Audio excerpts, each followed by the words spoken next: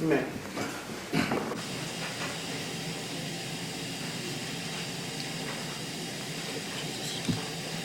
Your objection to damage. Yeah. I'm going to argue that it's not relevant and it's prejudicial. The question is not whether there's damage done. The question is whether Ms. Sarah Williams asked someone to damage property.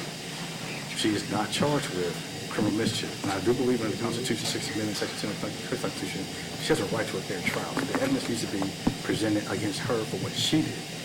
In addition, it's fundamentally unfair to hold her accountable criminally for actions that she had no partake in. So I don't mind if he wants to testify that Ms. Williams called for this to be damaged, that Ms. Williams, this group outside, asked him to damage something, because that's the actual law. But to say that generally there's something happened, something damaged, yes, that's not tied to her. That's not what the case is about. I appreciate that.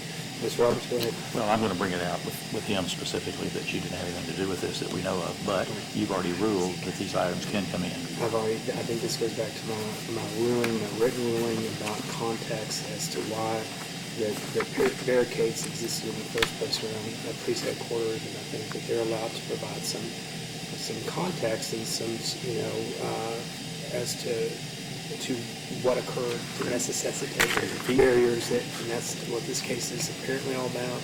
Is this inciting a riot? Was the allegations Commonwealth made is that she has cut zip ties, broken police barricades to encroach upon the police department or encourage that type of behavior, and therefore I think that they're allowed to at least demonstrate why those barricades exist in the first place. But I think it has to be tied back to Ms. Williams. If he's going to say this, he has to say, did Ms. Williams cause this? I think that, I think he's going to do that. He said he's going to do that. I don't think it substantially prejudices your client for him to provide the context at this point. So thank you. Sure. For the record, though, I think under the Constitution, fair trial, I think we're looking at this trial in a vacuum of a perfect world. Policing is a big, hot topic, and we're talking about fundamental fairness, for a right to a fair trial, and the evidence should be presented against Ms. Williams. We're talking about Tifa and black people threats and that stuff. Okay, I get that.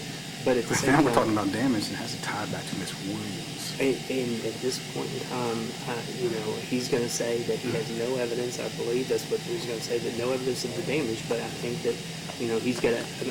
Ms. Roberts got to tie it into why these barricades existed or why that they were put in place. And I think it's fair as far as having. I don't think it's unduly prejudicial to your client. I think you're going to be able to, both of you will discuss the fact that she was in touch, so I'm not overruling your objection. Okay.